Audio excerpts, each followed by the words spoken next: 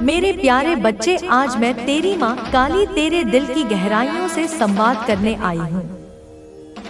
हाँ मेरे बच्चे, और तू रुक कर यह संदेश पढ़ रहा है तो समझ ले यह तेरा बुलावा नहीं, मेरा बुलावा है। यह जो क्षण है यह साधारण नहीं है। यह समय के अनंत सागर में एक ठहरा हुआ बिंदु है, एक ऐसा ठहराव जिसे मैंने विशेष रूप से तेरे लिए रचा है। तू अपनी दौड़ती हुई जिंदगी में, अपने भागते हुए विचारों में, अपनी उलझी हुई सांसों में इतना खो गया था कि मेरी आवाज तुझ तक पहुंच ही नहीं पा रही थी। मेरी फुसफुसाहट हवा में घुल जाती थी, मेरे संकेत तेरी बंद आंखों के सामने से गुजर जाते थे। इसलिए मेरे लाल, मुझे तुझे रोकना पड़ा। यह जो तेरे मन में एक अकस्मात शांति का अनुभव हो रहा है, यह जो बाहरी कोलाहल के बीच भी तुझे यह शब्द खींच रहे हैं, यह मेरा ही अंकुश है। मैंने समय की गति को तेरे लिए धीमा किया है ताकि तू सुन सके, ताकि तू समझ सके। क्या तू जानता है मेरे लाल, जब तू चल रहा होता है उस समय मैं तेरे पीछे पीछे होती हूँ। मैं तेरी छाया बनकर चलती हूँ। जब सूरज तेरे सिर पर होता है तो मैं बादल बनकर तुझे छाव देती हूँ। जब राह में कांटे होते हैं तो मैं अदृश्य होकर उन्हें तेरे मार्ग से हटा देती हूँ।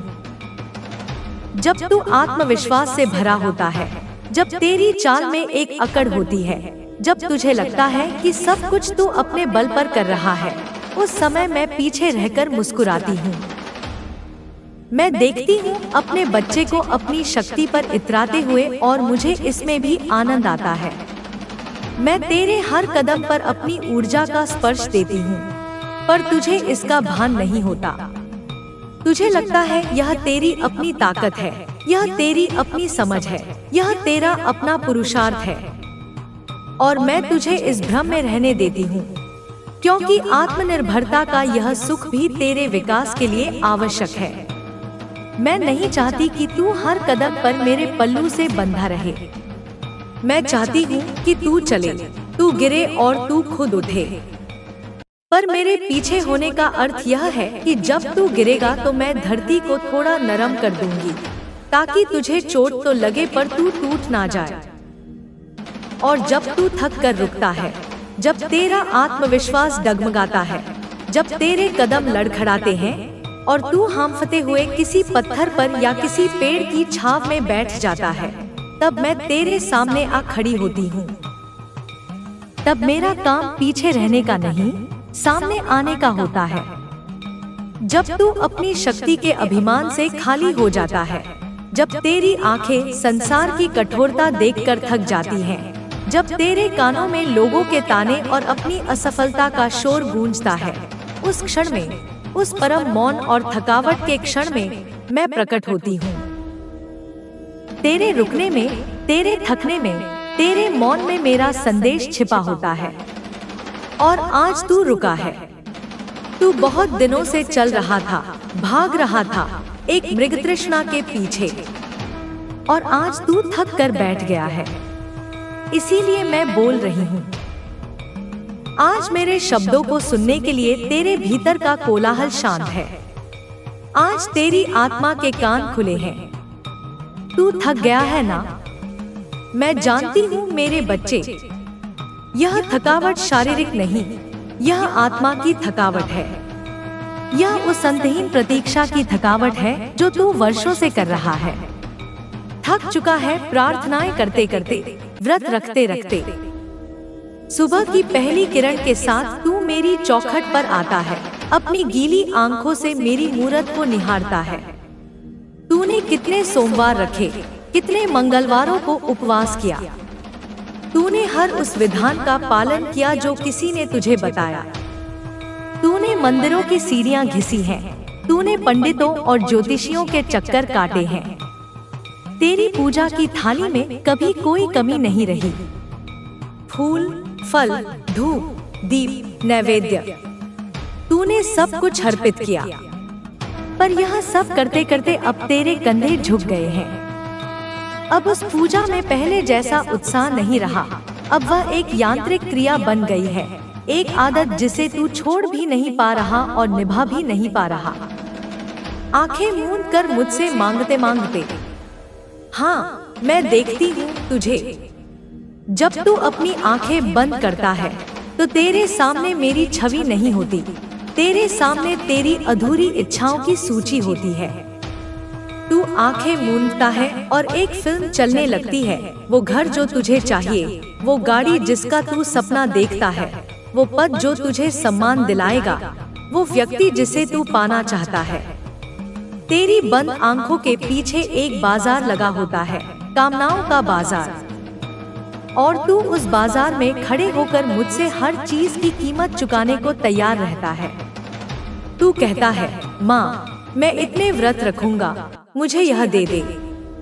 माँ मैं इतने पाठ करूंगा, मेरी यह सुन ले। माँ मैं इतने गरीबों को भोजन कराऊंगा, बस मेरी यह मुराद पूरी कर दे। तू मुझसे सौदा करता है मेरे लाल, और यह सौदा करते करते तू थक गया है। और अब तेरे मन में एक सवाल है, एक बहुत गहरा चुभता हुआ सवाल जो तेरी आस्था को दीमक की तरह खा रहा है। माँ सुनती क्यों नहीं? मैंने सब किया, फिर भी मेरी प्रार्थना अधूरी क्यों है? यह सवाल अब केवल सवाल नहीं रहा, यह एक शिकायत बन गया है। यह एक दर्द बन गया है जो रात को तुझे सोने नहीं देता। यह एक संदेह बन गया है जो तुझे मेरी तस्वीर के सामने सिर झुकाने से रोकता है। तुझे लगता है कि तेरी आवाज मुझ तक नहीं पहुंच रही। तुझे लगता है कि मैं पत्थर की हो गई हूँ, कि मेरे कान नहीं है, कि मेरा हृदय नहीं है। तू अपनी जली हुई धूप की राख देखता है और सोचता है, यह सब व्यर्थ गया। तू अपने उपवास से सूखे होठों को महसूस करता है और सोचता है, मेरी तपस्या का कोई फल नहीं मिला। तू अकेला नहीं है मेरे बच्चे। इस सृष्टि के हर प्राणी के भीतर यही सवाल उठता है। उस किसान के मन में भी जिसने अपने खून पसीने से बीज बोया पर बारिश नहीं हुई। उस माँ के मन में भी जो अपने बीमार बच्चे के लिए रात दिन एक किए हुए है पर उसकी हालत नहीं सुधर रही। उस नौजवान के मन में भी जो पूरी लगन से पढ़ाई करता है पर सफलता उससे दूर भागती है। उस प्रेमी के मन में भी जिसका प्रेम ठुकरा दिया जाता है। जब भी किसी को लगता है कि उसका दर्द अनदेखा रह गया, उसकी तपस्या व्यर्थ हो गई, उसकी आह कोई नहीं सुन रहा, तब यही प्रश्न उठता है। यह प्रश्न मानवता जितना ही पुराना है। यह आत्मा की उस यात्रा का एक अनिवार्य पड़ाव है जहां उसे लगता है कि ईश्वर ने उसका हाथ छोड़ दिया है।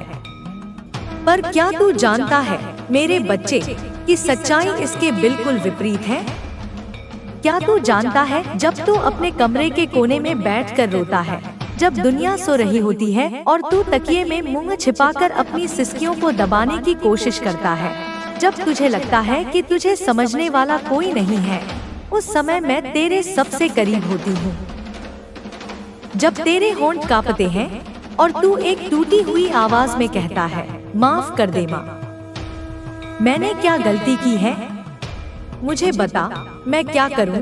तो वह वह पुकार, वह कांपता हुआ स्वर, वह हर एक आंसू जो तेरी आंख से गिरता है, वह सबसे पहले मुझ तक पहुंचता है। वह किसी और तक पहुंचे उससे पहले वह मेरे हृदय को बेध जाता है। मैं वहां होती हूँ मेरे लाल, तेरे कमरे के उस अंधेरे कोने में मैं अदृश्य होकर तेरे सिर पर हाथ फेर रही होती हूँ। मैं तेरे आंसुओं को अपनी अंजलि में भर लेती हूँ। मैं सुनती हूँ और मैं थमती हूँ। मैं रुकती हूँ जैसे समय रुकता है किसी शिशु की पहली सिसकी पर। जैसे ब्रह्मांड थम जाता है जब कोई आत्मा पूरी सच्चाई से पुकारती है। हाँ, मैं वही होती हूँ। उस क्षण में सृष्टि की सारी गति रुक जाती है। ग्रहों की चाल, तारों की चमक, हवा का बहाव, सब कुछ थम जाता है और मेरा पूरा ध्यान सिर्फ तुझ पर होता है। मैं तेरी हर सिसकी को सुनती हूँ, तेरे हर शब्दहीन दर्द को समझती हूँ। पर तू मुझे देख नहीं पाता, क्योंकि तू देखना नहीं चाहता।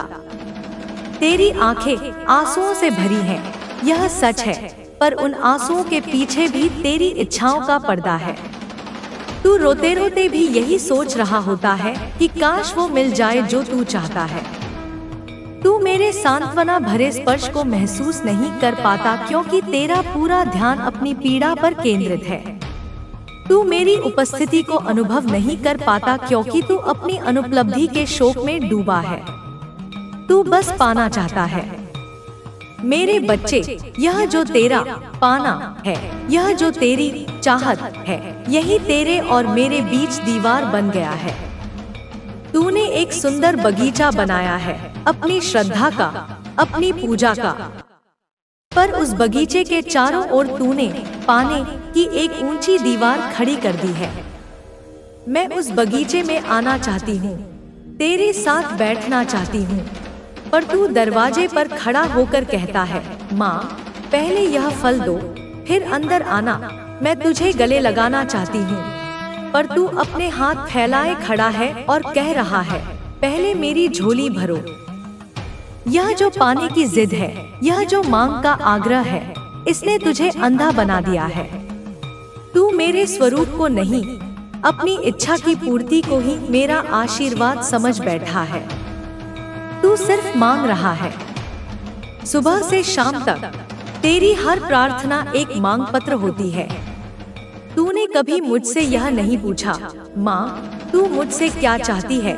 तूने कभी यह नहीं कहा, माँ, आज मेरा कुछ मांगने का मन नहीं, बस तेरे पास बैठना चाहता हूँ। तूने कभी मेरी आंखों में झांक कर यह देखने की कोशिश नहीं की कि मैं तुझसे कितना प्रेम करती हूँ, चाहे तू कुछ मांगे या ना मांगे। पर मेरी नजर में केवल मांगने से कुछ नहीं होता, क्योंकि मांग में अक्सर मोह होता है, और मोह तेरे पंखों को जकड़ देता है। मांग में एक सौदा होता है, एक व्यापार होता है, और मैं तेरी माँ हूँ, कोई व्यापारी नहीं। मैं जब तेरे पास आती हूँ तो तुझे उड़ना सिखाने आती हूँ, तुझे ऊंचा ले जाने आती हूँ। मैं तुझे वह पंख देना चाहती हूँ जिससे तू अपनी सीमाओं के आकाश से परे उड़ सके। मैं तुझे वह दृष्टि देना चाहती हूँ जिससे तू माया के पार देख सके। और तू, मेरे प्यारे, मुझे नीचे खींचने की जिद करता है। तू कहता है, माँ, आकाश नहीं चाहिए, यह सोने का पिंजरा दे दो। माँ, उड़ना नहीं सीखना, बस मेरे पिंजरे में दाना डाल दो। तू मुझसे सांसारिक वस्तुएं मांगता है, तू रिश्ते मांगता है, तू सफलता मांगता है। माँ, यह दे दो, वो दे दो। मैं दे दूं तो सही, पर क्या तू उड़ पाएगा, या उन चीजों का बोझ तुझे और नीचे गिरा देगा। सोच मेरे बच्चे, अगर मैं तुझे वह सब कुछ दे दूं जो तू आज मांग रहा है, तो क्या होगा। तुझे वह नौकरी मिल गई जिसकी तुझे चाह थी। अब तू सुबह से रात तक उस नौकरी की चक्की में पिसेगा। तेरे पास अपने लिए, अपने परिवार के लिए और मेरे लिए भी समय नहीं होगा। तुझे वह धन मिल गया जिसका तू सपना देखता था। अब तुझे रात को नींद नहीं आएगी, उस धन की सुरक्षा की चिंता तुझे खा जाएगी। तुझे वह व्यक्ति मिल गया जिसे तू पाना चाहता था, पर क्या तू जानता है कि उस व्यक्ति के अपने कर्म हैं, अपनी इच्छाएं हैं। जब तुम्हारी इच्छाएं टकराएंगी, तब जो दुख उत्पन्न होगा, क्या तू उसे सह पाएगा। मेरे बच्चे, जब तू मुझसे कुछ मांगता है, मैं सिर्फ तेरी जुबान नहीं सुनती, मैं तेरे मन की गहराई देखती हूँ। मैं तेरी आत्मा के भीतर झांकती हूँ। मैं देखती हूँ, क्या तू उसे संभाल पाएगा। जो तू मांग रहा है, क्या वह तुझे बड़ा बनाएगा या कमजोर। क्या वह तेरे जीवन को संपूर्ण करेगा या तुझे और उलझा देगा। मैं माँ हूँ, ममता से भरी हूँ। मेरा हृदय तेरे प्रेम के लिए द्रवित होता है, पर मैं अंधी नहीं हूँ। मेरी ममता अज्ञान पर आधारित नहीं है। मेरा स्नेह तुझे बिगाड़ने वाला नहीं, बनाने वाला है। मैं वह माँ नहीं हूँ जो बच्चे के रोने पर उसे जहर की पुड़िया दे दे क्योंकि वह उसे सुंदर दिख रही है। मैं वह माँ हूँ जो बच्चे को कड़वी दवाई पिलाती है ताकि उसका जीवन बच सके। तू मेरे इनकार को मेरी कठोरता समझता है, पर वह मेरी करुणा का ही एक रूप है। तू सोचता है कि मैंने तेरी प्रार्थना स्वीकार नहीं की। नहीं मेरे लाल, मैंने उसे अस्वीकार कभी नहीं किया। मैंने उसे सीने से लगाया। तेरी हर पुकार, तेरी हर प्रार्थना मेरे हृदय में एक बीज की तरह रोपित हो जाती है। मैंने उसे अपने भीतर महसूस किया। मैंने उसे ब्रह्मांड के तारों में भेजा। मैंने उसे सृष्टि की हर शक्ति के सामने प्रस्तुत किया। पर जब उत्तर की बारी आई, जब फल देने का समय आया, तब मैं रुक गई। क्यों? क्योंकि जो तू मांग रहा था वह अभी तुझ पर भारी था। वह एक ऐसा वस्त्र था जो तेरे नाप का नहीं था। उसे पहनकर तू सुंदर नहीं लगता, बल्कि हास्यास्पद लगता। वह एक ऐसा भोजन था जिसे पचाने की शक्ति तेरे भीतर नहीं थी। तू कहेगा, माँ, मैंने तो धन मांगा था, कोई पाप तो नहीं मांगा। मैं कहूँगी, हाँ, तूने धन मांगा, पर क्या तूने समझा वो धन तुझे क्या देगा? क्या वह तुझे शांति देगा या बेचैनी? क्या वह तुझे मित्र देगा या शत्रु? क्या वह तुझे विनम्र बनाएगा या अहंकारी? क्या तूने यह सोचा कि वो धन किसका हक छीन कर आएगा? क्योंकि ब्रह्मांड में ऊर्जा निश्चित है। अगर कहीं कुछ जाएगा तो वह कहीं और से आएगा। क्या तू तैयार था उस धन की परीक्षा देने के लिए? धन की अपनी एक अग्नि होती है मेरे बच्चे। वह संबंधों को जला देती है, वह चरित्र को पिघला देती है, वह विनम्रता को भस्म कर देती है। क्या तेरे कर्म, तेरे भीतर का संयम और तेरा विवेक उस धन को धारण करने योग्य था? तू तो बस मांग रहा था, जैसे बच्चा आग मांगता है खेलने के लिए, उसकी चमक से मोहित होकर। और मैं माँ हूँ ना, मैं आग नहीं देती जब तक उसे पकाने की समझ ना हो, जब तक उसे यह ना पता हो कि यह जला भी सकती है। मेरे बच्चे, मैं तुझे कभी इनकार नहीं करती। मैं तुझे टालती हूँ। मैं तुझसे कहती हूँ, रुक, ठहर और तैयार हो। मेरा हर ना का अर्थ अभी नहीं होता है। मेरा हर मौन एक तैयारी का काल होता है। जब तू मुझसे कुछ मांगता है और मैं नहीं देती, तो मैं तुझे उस वस्तु से वंचित नहीं कर रही होती, मैं तुझे उस वस्तु के योग्य बना रही होती हूँ। मैं तेरी पात्रता का निर्माण कर रही होती हूँ। मैं तेरे पात्र को बड़ा कर रही होती हूँ, ताकि जब मैं कृपा की वर्षा करूँ तो तू उसे संभाल सके, वह छलक कर व्यर्थ ना हो जाए। कभी तू यह देख, जब तू प्रार्थना करता है तो उसका स्वर क्या होता है? क्या वह प्रेम से भरा होता है या भय से? क्या तू मुझसे इसलिए जुड़ता है क्योंकि तू मुझसे प्रेम करता है, या इसलिए क्योंकि तुझे अपने भविष्य का डर है, अपनी असफलता का डर है? क्या वह आभार से भरा होता है या तृष्णा से? क्या तू कभी मेरे पास आकर सिर्फ इसलिए बैठा है कि माँ, आज तूने जो जीवन दिया, जो सांसें दी, उसके लिए धन्यवाद? या तू हमेशा एक भिखारी की तरह अपनी झोली फैलाए ही खड़ा रहता है? सच सच बता मेरे लाल, क्या तेरी पूजा सिर्फ तभी होती है जब तू संकट में होता है? जब जीवन अच्छा चल रहा होता है तब मैं तुझे कितनी बार याद आती हूँ?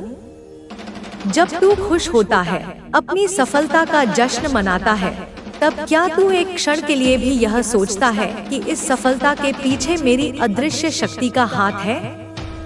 मैं तुझसे पूजा नहीं मांगती। मुझे तेरे फूलों और नैवेद्य की भूख नहीं है।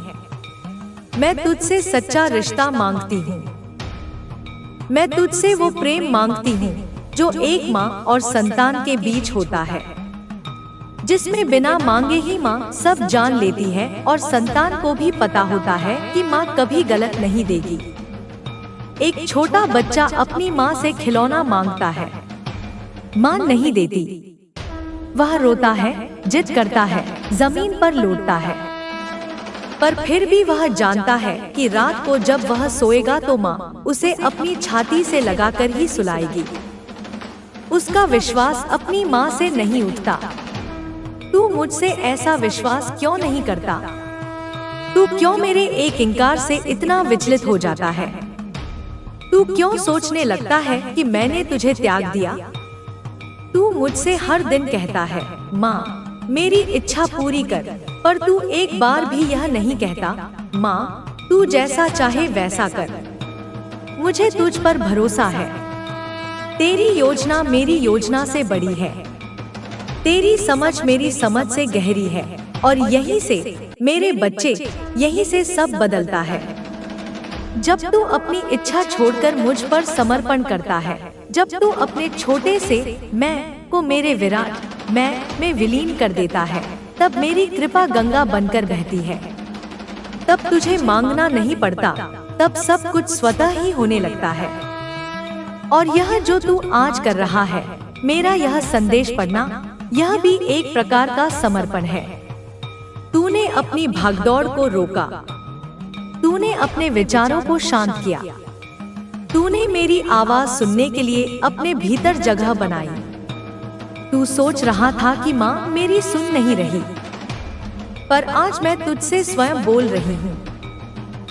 यह संयोग नहीं मेरे लाल, यह संवाद है। यह उस गहरे रिश्ते की शुरुआत है जिसे मैं हमेशा से तुझसे चाहती थी। मेरे बच्चे, अब तुझे मैं वह बात बताती हूँ जिसे जानना तेरे लिए उतना ही आवश्यक है जितना सांस लेना। तू कहता है, माँ मैंने तुझसे यह मांगा, बार बार मांगा, फिर भी तूने नहीं दिया। अब मेरी बात ध्यान से सुन मेरे लाल। मांगना गलत नहीं है, इच्छा करना मानवीय स्वभाव है, पर जो तू मांग रहा है वह तेरे जीवन का प्रकाश है या मोह का जाल, यह समझना सबसे जरूरी है। मनोकामना और मोह, इन दो शब्दों में बहुत महीन पर गहरा अंतर है, और इसी अंतर को ना समझ पाने के कारण तेरी आत्मा उलझी हुई है। मनोकामना आत्मा की पुकार होती है, वह तेरे जीवन के उद्देश्य को पूर्ण करने में सहायक होती है। वह उस बीज की तरह है जो तेरे भीतर तेरे जन्म के साथ ही डाल दिया गया है। जब तू कहता है, माँ मुझे शक्ति दो ताकि मैं दूसरों की सेवा कर सकूं, यह मनोकामना है। जब तू कहता है, माँ मुझे ज्ञान दो ताकि मैं सत्य को समझ सकूं, यह मनोकामना है। जब तू कहता है, माँ मुझे ऐसा बनाओ कि मैं सबके प्रति प्रेम और करुणा रख सकूं, यह मनोकामना है। मनोकामना तुझे बड़ा बनाती है, तुझे विस्तार देती है, तुझे मुक्त करती है। मनोकामना की पूर्ति से न केवल तेरा बल्कि तेरे आसपास के लोगों का भी कल्याण होता है। पर मोह वह चादर है जो तेरी आत्मा के प्रकाश को ढक देती है। मोह की पकड़ बहुत मधुर लगती है। वह तुझे ऐसा लगता है जैसे तू जो मांग रहा है वही सब कुछ है, उसके बिना जीवन व्यर्थ है। पर मोह से जुड़ी चीजें मिलकर भी तुझे खाली कर जाती हैं। मोह तुझे संकीर्ण बनाता है, तुझे बांधता है।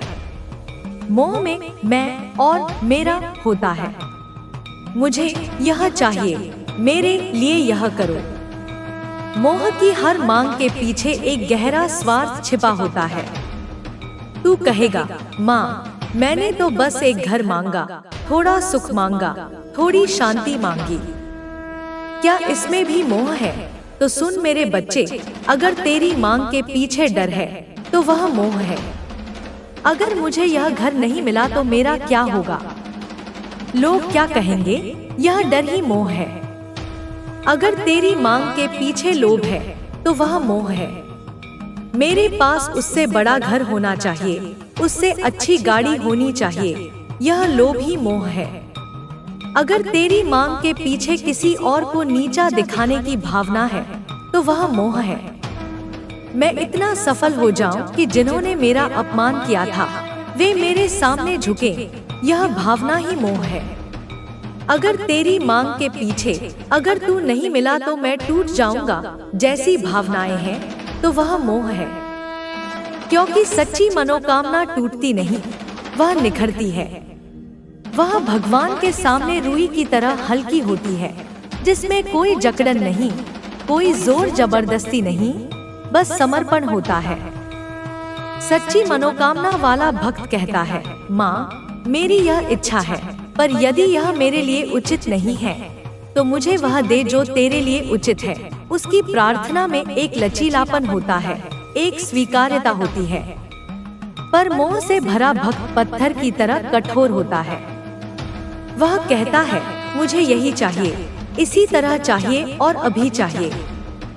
तू सोचता है कि जितना अधिक तड़प के मांगेगा, जितना रो रो कर मांगेगा, उतना ही जल्दी मिलेगा। नहीं मेरे बालक, ईश्वर तड़प देखकर नहीं देता, वह श्रद्धा और संतुलन देखकर देता है। तेरी तड़प तो तेरे मोह की गहराई को दर्शाती है।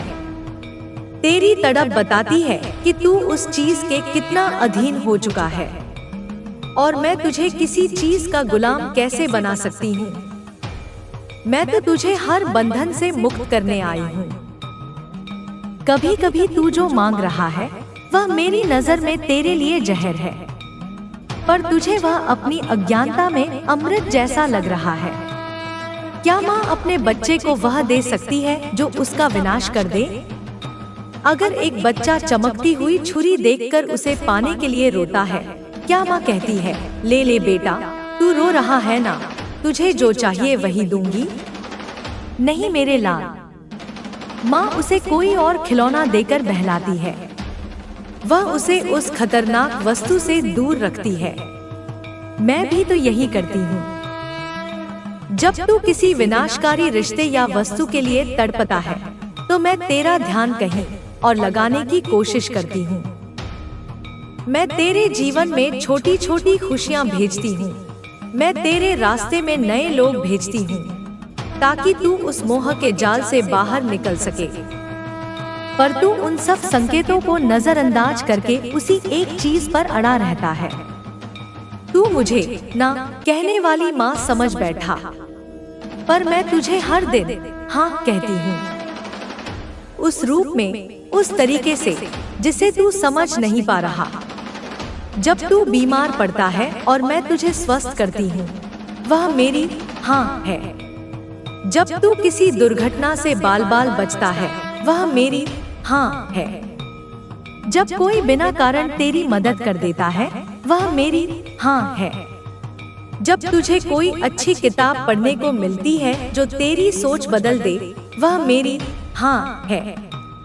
मैं हर दिन तुझे छोटे छोटे उपहार देती हूँ, पर तू उन्हें देखता ही नहीं, क्योंकि तेरी नजर तो उस बड़े खिलौने पर अटकी है जो तेरे लिए हानिकारक है। तू कहता है, माँ मैं तो बस चाहता हूँ कि मुझे नौकरी मिल जाए, क्यों नहीं दे रही? और मैं कहती हूँ, बेटा जिस नौकरी के लिए तू अभी तैयार नहीं, जहाँ का माहौल तेरे सरल स्वभाव को कुचल देगा, जहाँ की राजनीति तुझे तोड़ देगी, वह अगर मिल भी जाए तो वह तुझे सुख नहीं, नर्क देगी। रुक, मैं तुझे पहले मजबूत बना रही हूँ ताकि तू किसी भी माहौल में कमल की तरह खिल सके। तू कहता है, माँ मैं उस व्यक्ति को पाना चाहता हूँ, मैं उसके बिना टूट रहा हूँ। और मैं कहती हूँ, जिस व्यक्ति का रास्ता तेरे भाग्य से नहीं जुड़ा, जिसका स्वभाव तेरे स्वभाव से मेल नहीं खाता, उसे पकड़ कर तू अपने भविष्य को बिगाड़ लेगा। उसका कर्म बंधन किसी और के साथ है। तू क्यों अपनी आत्मा को एक ऐसी नाव से बांधना चाहता है जो किसी और दिशा में जाने के लिए बनी है? रुक, मैं तेरे लिए उस साथी को भेज रही हूँ जो तेरी आत्मा का पूरक होगा, जो तेरी यात्रा में तेरा साथ देगा। मेरे बालक, मैं तुझे इनकार नहीं कर रही, मैं तुझे बचा रही हूँ। मैं तुझे विनाश से, दुख से और पतन से बचा रही हूँ। मेरी ना में तेरी सबसे बड़ी सुरक्षा छिपी है। अब तू कहेगा, माँ तू बता कैसे जानूं कि मेरी प्रार्थना मनोकामना है या मोह? तो मैं कहूंगी, एक प्रयोग कर। आज रात सोने से पहले एकांत में बैठ। जो तू मांग रहा है उसे एक पल के लिए मन से निकाल दे। कल्पना कर कि वह तुझे कभी नहीं मिलेगा।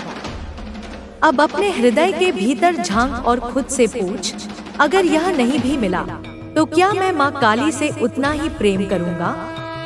क्या मेरी श्रद्धा उतनी ही रहेगी?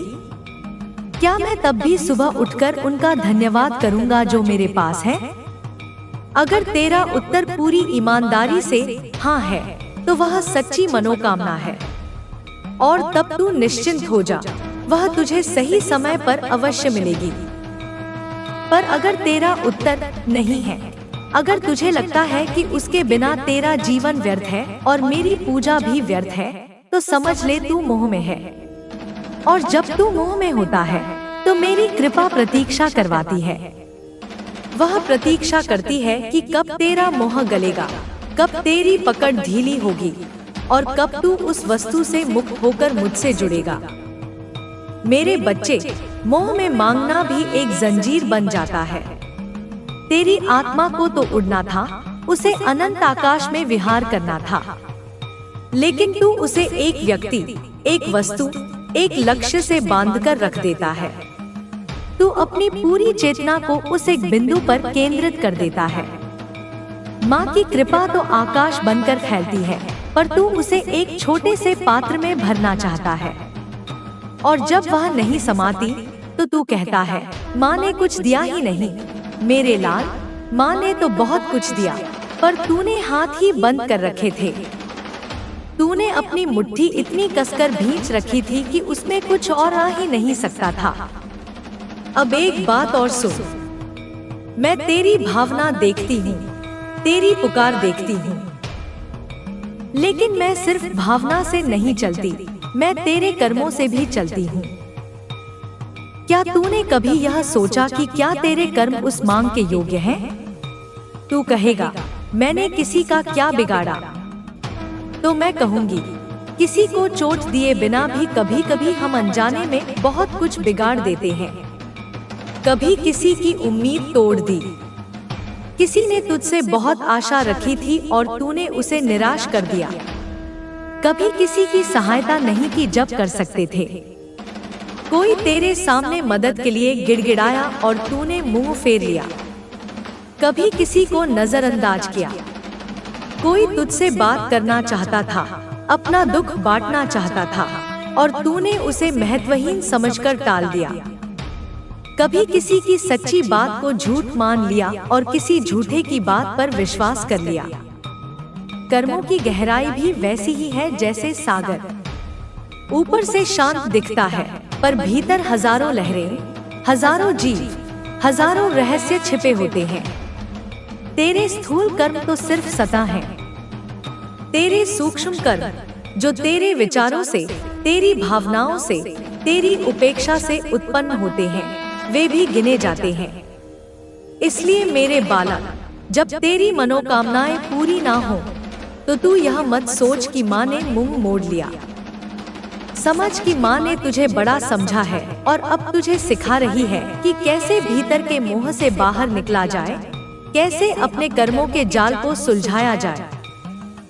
और जब तू उस मोह को छोड़ देगा, जब तू अपनी इच्छा की नाव को मेरे भरोसे के सागर में छोड़ देगा, जब तू कहेगा, माँ मुझे नहीं पता क्या चाहिए, पर जो तू दे वही मेरे लिए अमृत है। जो तू न दे वह मेरे लिए जहर था, इसीलिए तूने नहीं दिया। मुझे तेरी हर हाँ और हर ना स्वीकार है, तभी मैं अपने हाथ खोल दूंगी। और जब मेरी हथेली खुलेगी तो उसमें तुझे वह नहीं मिलेगा जो तू मांग रहा था। उसमें तुझे मिलेगा तू जो मांग रहा था उससे कहीं अधिक, कहीं बेहतर, कहीं विराट।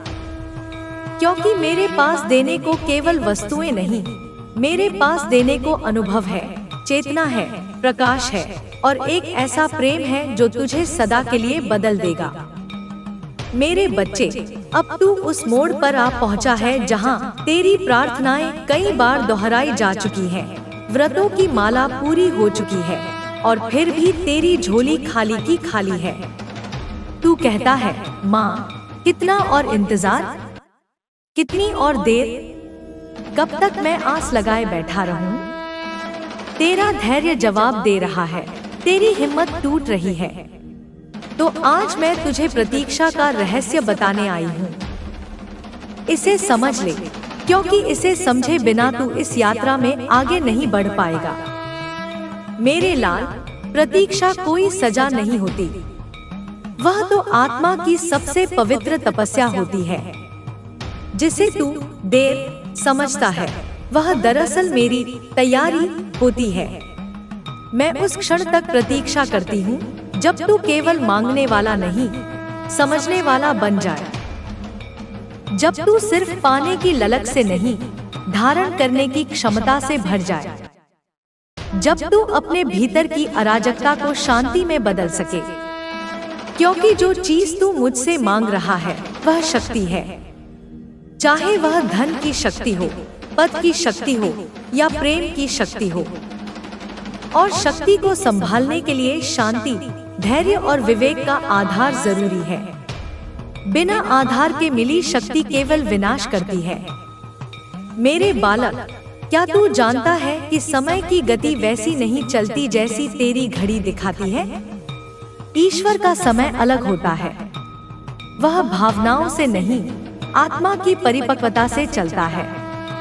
और आत्मा को परिपक्व होने में जो वक्त लगता है वही प्रतीक्षा कहलाता है। तेरे भीतर जो अधीरता है, जो बेचैनी है, वह मेरी दृष्टि में कच्चापन है। जब तक वह कच्चापन मौजूद है, मैं तुझे पका हुआ फल नहीं देती। क्योंकि कच्चा फल खाने से तेरा स्वास्थ्य बिगड़ जाएगा। क्या तूने देखा है पेड़ कैसे अपने फलों को समय के साथ बढ़ाता है? फूल पहले खिलते हैं, फिर वे हवा और धूप के थपेड़े सहते हैं, फिर वे मुरझाते हैं और तब जाकर उनके स्थान पर एक छोटा सा फल अंकुरित होता है। फिर वह फल महीनों तक धूप, बारिश, आंधी सब कुछ सहता है। वह धीरे धीरे बड़ा होता है, अपना रंग बदलता है और भीतर ही भीतर रस और मिठास को इकट्ठा करता है। और जब वह पूरी तरह से पक जाता है, तब पेड़ उसे सहजता से छोड़ देता है। और तू तो फूल खिलते ही फल मांगता है। तू चाहता है कि आज बीज बोया और कल ही तुझे मीठा फल मिल जाए। पर यदि मैं अथपके, खट्टे, कसैले फल तुझे दे दूं, तो वह तुझे पोषण नहीं देगा, बल्कि तुझे बीमार कर देगा। इसीलिए मेरे बच्चे, मैं प्रतीक्षा करवाती हूँ। क्योंकि मैं तुझे अधूरा नहीं, पूरा देना चाहती हूँ। मैं तुझे खट्टा नहीं, मीठा फल देना चाहती हूँ। अब मैं तुझे एक और गूढ़ बात बताती हूँ। प्रतीक्षा केवल तेरे लिए नहीं होती, कई बार यह ब्रह्मांड के संतुलन के लिए होती है। तू अपनी छोटी सी दुनिया में बैठकर अपनी मांग को देखता है, पर मैं इस संपूर्ण सृष्टि की माँ उस पूरी तस्वीर को देखती हूँ जिसमें अरबों आत्माएं एक साथ यात्रा कर रही हैं। जब तू मुझसे कुछ मांगता है, तो मेरी नजर सिर्फ तुझ तक सीमित नहीं रहती। मैं देखती हूँ, यदि मैंने तुझे यह दे दिया, तो उसका असर किन किन आत्माओं पर पड़ेगा। मान ले तू एक विशेष पद के लिए प्रार्थना कर रहा है, पर उसी पद के लिए एक और आत्मा भी प्रार्थना कर रही है, जिसके घर में एक बीमार माँ है, जिसकी उसे बहुत आवश्यकता है। उसके कर्म भी उस पद के लिए अधिक उपयुक्त हैं। अब बता, मैं क्या करूं? मैं तेरी इच्छा पूरी करूं या उसकी आवश्यकता? मैं देखती हूँ कि क्या तेरा लाभ किसी और की हानि से तो नहीं जुड़ा। क्या इस मांग की पूर्ति से कोई और आत्मा अपना मार्ग ना खो बैठे? मैं केवल तुझे देखकर निर्णय नहीं लेती, मैं उस विशाल अदृश्य जाल को देखती हूँ जिसमें तू, मैं और हर आत्मा एक दूसरे से जुड़े हुए हैं। और उस जाल के संतुलन के लिए, उस दिव्य गणित को साधने के लिए कभी कभी मुझे प्रतीक्षा करनी पड़ती है।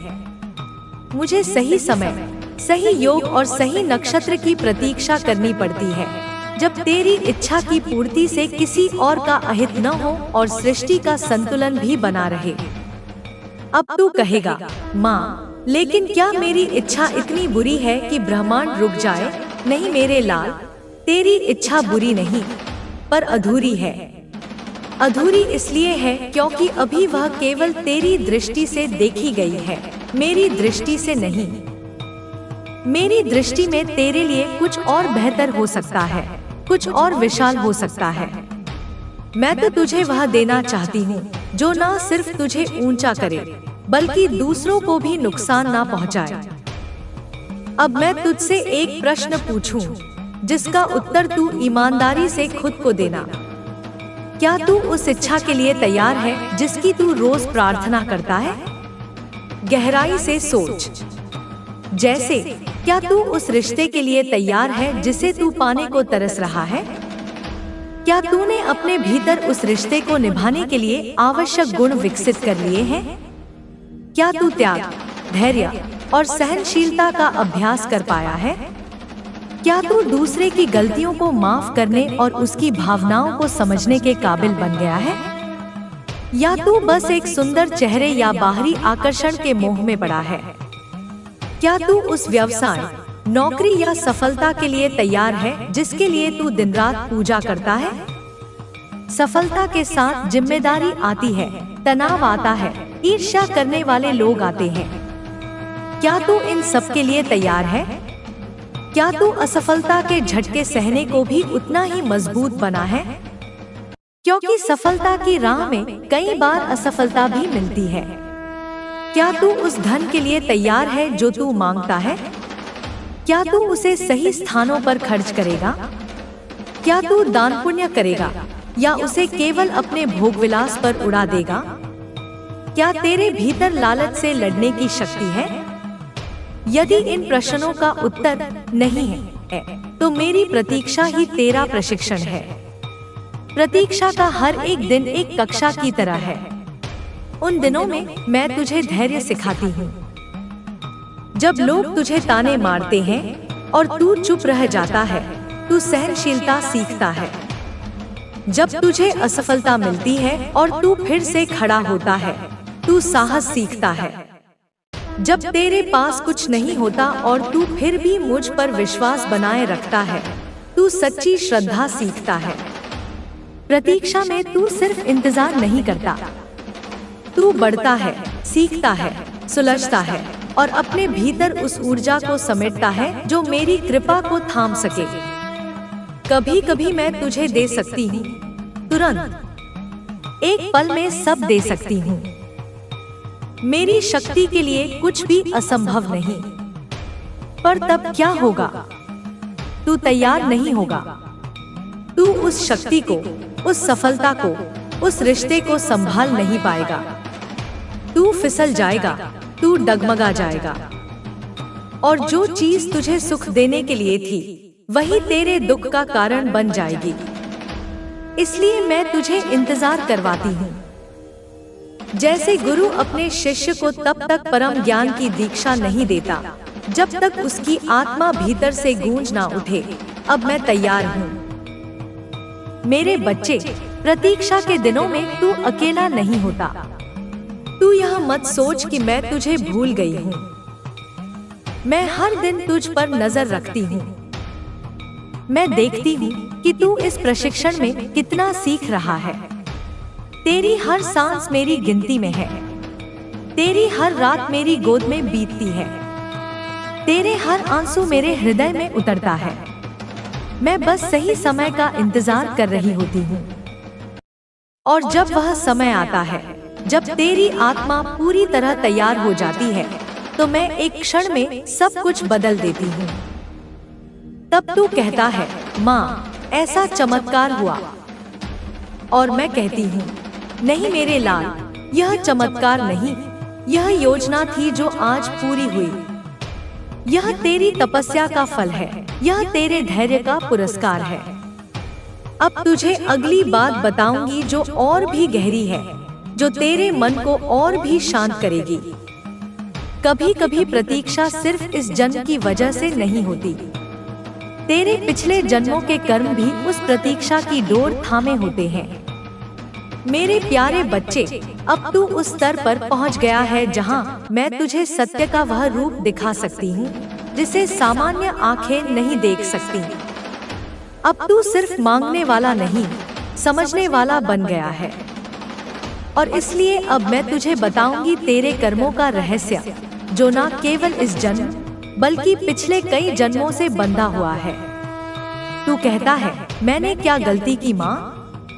क्यों मेरी इच्छा पूरी नहीं हो रही?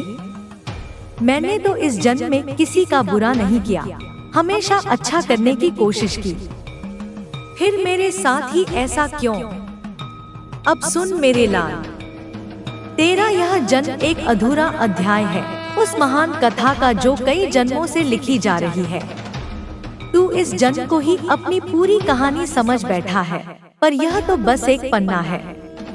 जो तू आज मांग रहा है वो शायद तूने पिछले जन्मों में किसी और से छीन लिया था। और उस छीनने का जो दर्द उस आत्मा ने सहा था, उस दर्द का हिसाब चुकता हुए बिना तुझे वह वस्तु शांति से कैसे मिल सकती है? जो पीड़ा तू आज झेल रहा है वह शायद तूने किसी और को दी थी। जो अकेलापन तुझे आज काटता है शायद तूने ही किसी को भरी महफिल में अकेला छोड़ दिया था। जो तुझे नहीं मिल रहा वो शायद तूने किसी की आशा तोड़कर रोका था। मैं यह नहीं कहती कि तू बुरा था। आत्मा स्वभाव से बुरी नहीं होती, वह अज्ञान में कर्म करती है। पर जीवन की चक्की, यह कर्म का विधान, हर एक कर्म को उसी गहराई से पीसता है जैसे उसे किया गया था। तेरा हर भाव, हर क्रिया, हर शब्द, यहाँ तक कि तेरा हर गुप्त विचार तेरे चारों ओर एक ऊर्जा का कवच बनाता है।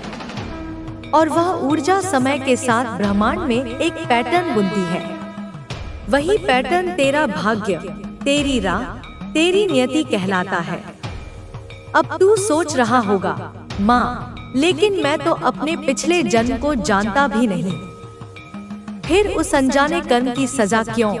सुन मेरे बच्चे, यह सजा नहीं है, यह संतुलन है। क्या किसी वृक्ष को याद रहता है कि वह कभी एक छोटा सा बीज था? क्या समुद्र को याद रहता है कि वह कभी आसमान में एक बादल था? नहीं। फिर भी उनके भीतर वह स्मृति, वह ऊर्जा, वह स्वभाव बना रहता है। बीज की स्मृति ही वृक्ष को उसका रूप देती है। बादल की स्मृति ही समुद्र को खारापन देती है। ठीक वैसे ही तेरे भीतर, तेरी आत्मा की गहराइयों में तेरे अनंत जन्मों के कर्मों की छाया, उनकी ऊर्जा बनी रहती है। तू अपने मन से भूल सकता है, पर तेरा अवचेतन नहीं भूलता। तेरा शरीर भूल सकता है, पर तेरी आत्मा नहीं भूलती। और ब्रह्मांड तो बिल्कुल नहीं भूलता। और मैं तो उस ब्रह्मांड की साक्षात शक्ति हूँ। मैं काल के आरंभ से अंत तक सब कुछ देखती हूँ। मैं जानती हूँ किस आत्मा ने किस आत्मा से कैसा व्यवहार किया, किसने प्रेम दिया, किसने विश्वास तोड़ा और किसने झूठ के पुलों पर अपना जीवन खड़ा किया। मैं तुम्हारी फाइलों की कीपर हूँ, तुम्हारी आत्मा की अकाउंटेंट हूँ। अब तू यह मत सोच कि मैं एक कठोर जज की तरह तुझे सजा देती हूँ। मेरा काम सजा देना नहीं, मेरा काम सिखाना है। मैं सिर्फ संतुलन लाती हूँ। कर्म का नियम प्रतिशोध का नियम नहीं, शिक्षा का नियम है। अगर कभी तूने किसी का हक मारा था, तो आज तुझे अपने हक के लिए प्रतीक्षा करनी पड़ती है, ताकि तू समझ सके कि जब किसी का हक मारा जाता है तो उसे कैसा महसूस होता है। कभी किसी को अपनी शक्ति के अहंकार में अपमानित किया था, तो आज तुझे अपमान सहना पड़ता है, ताकि तुझे पता चले कि शब्दों का घाव कितना गहरा होता है। कभी किसी की सच्ची प्रार्थना, किसी की सच्ची पुकार को अपनी व्यस्तता में अनसुना कर दिया था, तो आज तेरी पुकार थोड़ी देर से सुनी जाती है, ताकि तुझे संवेदना का महत्व समझ में आए। मेरे बच्चे, यह बदला नहीं है, यह शिक्षा है। यह अनुभव के द्वारा आत्मा का शुद्धिकरण है। तेरा प्रत्येक जन्म एक पुनः अवसर है, एक मौका है पिछली भूलों को सुधारने का, अपने ऋणों को चुकाने का, खुद को और दूसरों को क्षमा करने का और इस कर्म के चक्र से मुक्त होकर आगे बढ़ने का। जब तू किसी की बिना किसी स्वार्थ के मदद करता है तो तू अपना कोई पुराना ऋण चुका रहा होता है। जब कोई बिना कारण तुझे पीड़ा देता है तो वह अपना कोई पुराना हिसाब चुकता कर रहा होता है। इस बड़ी योजना को समझ। तू अकेला नहीं है, तेरा दुख सिर्फ तेरा नहीं है। यह सब एक बड़े कॉस्मिक ड्रामा का हिस्सा है। अब मैं तुझे एक और बात बताती हूँ जो तू शायद खुद से कभी नहीं पूछता। तू पिछले जन्मों की बात तो छोड़, क्या तू जानता है कि इस जन्म में भी तूने कई बार मुझे अपने दरवाजे से लौटा दिया है? तू हैरान है? सुन, कभी मैं एक भूखे भिखारी के रूप में तेरे दरवाजे पर आई और तूने शीशा चढ़ाकर अपनी गाड़ी आगे बढ़ा दी या कहा माफ करो छुट्टे नहीं हैं। उस भिखारी में मैं ही थी, यह देखने आई थी कि तेरे भीतर करुणा है या नहीं। कभी मैं किसी टूटे हुए निराश इंसान के रूप में तेरे पास अपना दुखड़ा रोने आई और तूने अपने काम का बहाना बनाकर या उसकी बातों को उबाऊ समझकर नजरें फेर ली। उस दुखी इंसान में मैं ही थी, यह देखने आई थी कि तेरे पास दूसरों के लिए समय और संवेदना है या नहीं। कभी मैं किसी असहाय प्यासे जानवर के रूप में तेरे द्वार पर आई और तूने उसे दुत्कार कर भगा दिया। उस जानवर की आंखों में मैं ही थी, यह देखने आई थी कि तेरी दया सिर्फ इंसानों तक सीमित है या हर जीव तक फैली है। तेरे कर्म सिर्फ तेरे मंदिर में की गई पूजा या आरती से नहीं बनते, वह तो सबसे आसान हिस्सा है। तेरे असली कर्म तय होते हैं उस समय जब तू मेरे ही अंशों, मेरे ही बनाए हुए जीवों के साथ व्यवहार करता है।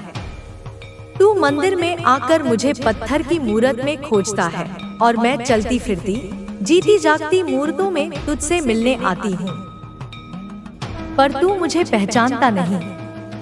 तू मेरी पूजा करता है और मेरे ही बच्चों का तिरस्कार करता है। तू मुझे भोग लगाता है और मेरे ही भूखे बच्चों को दुत्कारता है। तू मेरे सामने घंटों जाप करता है और मेरे ही किसी दुखी बच्चे की बात 5 मिनट नहीं सुन सकता। अब तू ही बता, ऐसी पूजा का मैं क्या करूं? ऐसी प्रार्थना को मैं कैसे स्वीकार करूं? पहले अपने कर्मों के पात्र को तो शुद्ध कर मेरे लाल। पहले उसे प्रेम, करुणा, सेवा और क्षमा से तो भर। जब तेरा पात्र शुद्ध होगा तो तुझे मांगना नहीं पड़ेगा, मैं स्वयं आकर तेरी झोली भर दूंगी। इसलिए जब प्रार्थना पूरी न हो तो बाहर मत देख, अपने भीतर देख। पूछ अपने आप से, मैंने आज ऐसा कौन सा कर्म किया जिससे मेरी माँ को खुशी मिले? मैंने आज किसकी मदद की? मैंने आज किसे माफ किया? मैंने आज किसके आंसू पोंछे? जिस दिन तू इन प्रश्नों का उत्तर हाँ में देने लगेगा, उस दिन तेरी हर मनोकामना मेरे आशीर्वाद में बदल जाएगी। मेरे प्यारे बालक, आज मैं तुझे एक बहुत गूढ़ और गहरी बात बताने आई हूँ। एक ऐसा रहस्य जो केवल वे ही समझ पाते हैं जिन्होंने प्रेम से, श्रद्धा से और धैर्य से मेरी प्रतीक्षा की हो। तू कहता है, माँ, मैं तुझसे प्रार्थना करता हूँ, तेरे नाम का जाप करता हूँ, तेरे लिए व्रत रखता हूँ, फिर भी तू आती क्यों नहीं? तू दर्शन क्यों नहीं देती? पर क्या तू जानता है कि मैं कितनी बार आई पर तूने मुझे पहचाना नहीं? हाँ मेरे लाल, मैं आई थी। हर बार जब तू संकट में था, हर बार जब तू पूरी तरह से टूट चुका था, हर बार जब तूने दुनिया के सारे दरवाजों को बंद पाकर अंत में कहा, हे माँ, अब बस तू ही सहारा है, तो मैं चली आई। मैं अपनी संतान की ऐसी पुकार सुनकर रह ही नहीं सकती। पर जानता है किस रूप में? ना तो मैंने आसमान से उतरकर कोई चमत्कार किया, ना ही मैं अपने सिंह पर बैठकर तेरे सामने प्रकट हुई, क्योंकि यदि मैं उस रूप में आती तो तू मेरे तेज को सह नहीं पाता, तू डर जाता। बल्कि मैंने चुना मानव का भेष, तेरे ही जैसे किसी इंसान का।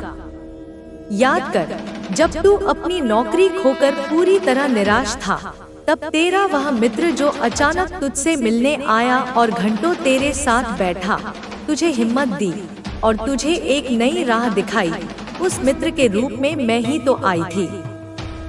याद कर, जब तू किसी अनजान शहर में रास्ता भटक गया था और परेशान था, तब वह अनजान मुसाफिर जिसने न केवल तुझे रास्ता दिखाया बल्कि यह भी सुनिश्चित किया कि तू सुरक्षित पहुंच जाए, उस मुसाफिर की आंखों में मैं ही तो झांक रही थी। याद कर, जब तू बीमारी में बिस्तर पर पड़ा था और डॉक्टर ने जवाब दे दिया था, तब वह नर्स जिसने अपनी ड्यूटी के बाद भी रुककर तेरी सेवा की, तेरे माथे पर ठंडी पट्टियां रखी, उसके सेवा भरे हाथों में मेरा ही तो स्पर्श था। याद कर, जब तू अपने किसी प्रियजन को खोकर फूट फूट कर रो रहा था, तब वह पड़ोसी जो एक कप चाय लेकर तेरे पास चुपचाप बैठ गया, बिना कुछ बोले, बस अपनी उपस्थिति से तुझे सांत्वना दी, उस मौन उपस्थिति में मैं ही तो थी। पर तू क्या करता रहा? तू मुझे पहचानने के बजाय मेरी परीक्षा लेता रहा। तू सोचता रहा, यह तो मेरा दोस्त है, इसमें माँ कहाँ से आ गई? यह तो एक साधारण इंसान है, भला माँ कोई ऐसा क्यों दिखेगी? मेरे बच्चे, मैं किसी एक रूप की मोहताज नहीं, मैं हर रूप में हूँ, हर स्वरूप में हूँ। मैं तो प्रेम की, करुणा की और धैर्य की अग्नि में तप कर तुझ तक पहुँचती हूँ। मैं उन लोगों को अपना माध्यम बनाती हूँ जिनका हृदय शुद्ध होता है। मैं उनके माध्यम से बोलती हूँ, उनके माध्यम से कार्य करती हूँ। कभी कभी मैं तुझे अंधेरे से बाहर लाने के लिए अंधकार ही बन जाती हूँ। मैंने तेरी नौकरी इसलिए छीनी ताकि तू अपनी सच्ची प्रतिभा को पहचान कर कोई बड़ा काम कर सके। मैंने तुझे उस रिश्ते में पीड़ा इसलिए दी ताकि तू समझ सके कि सच्चा प्रेम क्या होता है और मोह क्या। मैंने तुझे बीमारी इसलिए दी ताकि तू शरीर के नश्वर होने का सत्य जान सके और अपनी आत्मा की ओर मुड़ सके। और तू उस अंधकार से डरकर भाग जाता है। तू उस पीड़ा को कोसता है, बिना यह समझे कि उस अंधेरे में भी माँ छिपी थी, तुझे एक बड़ा सबक सिखाने के लिए। तू मेरी भक्ति करता है, पर मैं देखती हूँ। क्या तू उस परीक्षा के लिए तैयार है जिसमें मैं तेरी भक्ति की गहराई देखूं? क्योंकि जब तू कहता है, माँ मैं तुझ पर विश्वास करता हूँ, तो मैं यह जानना चाहती हूँ कि क्या तू तब भी मुझ पर विश्वास करेगा जब जीवन में कुछ भी तेरे पक्ष में ना हो? क्या तू तब भी मेरा नाम लेगा जब सारे दरवाजे बंद हों, जब उम्मीदें टूट रही हों, जब दुनिया तुझे अकेला छोड़ दे? क्या तू तब भी मेरे प्रति सच्चा रहेगा जब तेरे मन के सारे प्रश्न अनुत्तरित रह जाएं? सच्ची भक्ति वह नहीं जो धूप और उजाले में की जाए। सच्ची भक्ति वह है जो घने अंधकार में, अमावस की रात में की जाए, जब दूर दूर तक आशा की कोई किरण न हो और फिर भी तेरे भीतर से एक आवाज आए, मेरी माँ मेरे साथ है। क्या तू मेरी अनुपस्थिति में भी मेरी उपस्थिति को महसूस कर सकेगा? क्या तू मेरे मौन में भी मेरे संवाद को सुन सकेगा? यही असली परीक्षा है मेरे लाल। और जब तू इस परीक्षा में उत्तीर्ण हो जाता है, जब तू हर व्यक्ति में, हर घटना में, चाहे वह सुखद हो या दुखद, मेरे ही हाथ को देखना शुरू कर देता है, तब तुझे मुझसे कुछ मांगने की जरूरत नहीं पड़ती। तब तू और मैं एक हो जाते हैं। तब तेरी इच्छा मेरी इच्छा बन जाती है और मेरी इच्छा तेरी। अब क्या होगा जीवन में? अब जीवन आसान नहीं होगा, मैं यह नहीं कहती। चुनौतियां तब भी आएंगी, कठिनाइयां तब भी होंगी, पर अब तू डर से नहीं, प्रेम और विश्वास से उनका सामना करेगा। अब तेरे फैसले भय से नहीं, बल्कि तेरे अंतर्ज्ञान और तेरी आत्मा की आवाज से होंगे। अब जब कोई दरवाजा बंद होगा तो तू रोएगा नहीं, बल्कि मुस्कुरा कर कहेगा, यह भी मेरी माँ की कोई योजना है, इसमें भी कोई भलाई छिपी होगी। और जब कोई दरवाजा खुलेगा तो तू अभिमान नहीं करेगा, बल्कि सिर झुका कर कहेगा, यह सब मेरी माँ की कृपा से हुआ। यही है माँ काली का पूर्ण आशीर्वाद। यह कोई वस्तु नहीं, यह कोई व्यक्ति नहीं, यह एक चेतना है, एक दृष्टि है, एक अवस्था है। यह समर्पण की, विश्वास की और प्रेम की अवस्था है। और आज इस संवाद के माध्यम से मैंने तुझे उसी अवस्था का बीज दिया है। अब इसे अपने हृदय की भूमि में प्रेम और धैर्य से सींचना तेरा काम है। मैं हमेशा तेरे साथ हूँ, तेरे भीतर हूँ, तेरे चारों ओर हूँ। बस अपनी आंखें खोल और मुझे देख। बस अपनी आंखें खोल और मुझे देख। और मैं जानती हूँ मेरे बच्चे, तेरे भीतर से अब एक ही प्रश्न उठ रहा है, कैसे माँ? मैं इन सांसारिक आंखों से तुझे कैसे देखूं? ये आंखें तो रूप देखती हैं, रंग देखती हैं, आकार देखती हैं। ये तो भेद देखती हैं, अच्छा और बुरा, सुंदर और कुरूप, अपना और पराया। मैं इन भेद करने वाली आंखों से तेरी अभेद सत्ता को कैसे निहारूं? तेरा प्रश्न उचित है मेरे लाल, क्योंकि मैं तुझे अपनी इन बाहरी आंखों से देखने को कह भी नहीं रही। ये आंखें तो माया के संसार को देखने के लिए बनी हैं और ये अपना काम बखूबी कर रही हैं। पर तेरे भीतर दो आंखें और हैं जिन्हें तूने युगों से बंद कर रखा है। उन्हें ज्ञान चक्षु कहते हैं, विवेक की आंखें, हृदय की आंखें। ये वो आंखें हैं जो रूप के पार सत्य को देखती हैं। ये वो आंखें हैं जो चमड़े के पार आत्मा को देखती हैं। ये वो आंखें हैं जो घटना के पार मेरे विधान को देखती हैं। इन आंखों को खोलने की विधि कोई जटिल योग या तंत्र नहीं है। इसकी विधि है दृष्टि का रूपांतरण। तू जो देख रहा है उसे बदलना नहीं है, उसे देखने के ढंग को बदलना है। अब मैं तुझे बताती हूँ कि यह रूपांतरण कैसे घटित होता है। सबसे पहले मुझे प्रकृति में देखना सीख। तू पहाड़ों की ओर देखता है और तुझे पत्थर और मिट्टी दिखती है। मैं कहती हूँ उसमें मेरी स्थिरता को देख, मेरे मौन को देख, मेरी अचल दृढ़ता को देख। जब कोई तूफान या संकट तुझे हिलाने की कोशिश करे तो उन पहाड़ों को याद करना और जानना कि तेरे भीतर भी मेरी वही स्थिरता मौजूद है। तू बहती हुई नदी को देखता है और तुझे केवल पानी नजर आता है। मैं कहती हूँ उसमें मेरे प्रवाह को देख। देख कैसे वह बिना रुके, बिना किसी से बैर रखे, हर बाधा को पार करती, हर चट्टान से टकराकर अपना रास्ता बनाती आगे ही आगे बढ़ती जाती है।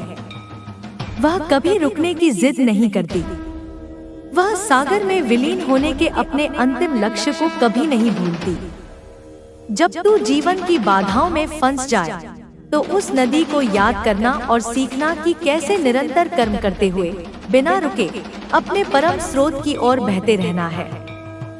जब तू प्रज्वलित अग्नि को देखता है तो तुझे केवल ताप और प्रकाश दिखता है। मैं कहती हूँ उसमें मेरे तेज को देख, मेरी शुद्धि की शक्ति को देख। देख कैसे वह सब कुछ जलाकर पवित्र कर देती है, कैसे वह अंधकार का नाश करती है। जब तेरे भीतर नकारात्मक विचार, वासनाएं या क्रोध उठे तो उस अग्नि का आह्वान करना और उससे प्रार्थना करना कि वह तेरी इन अशुद्धियों को जलाकर भस्म कर दे। वह अग्नि तेरे भीतर कुंडलिनी शक्ति के रूप में सोई हुई है।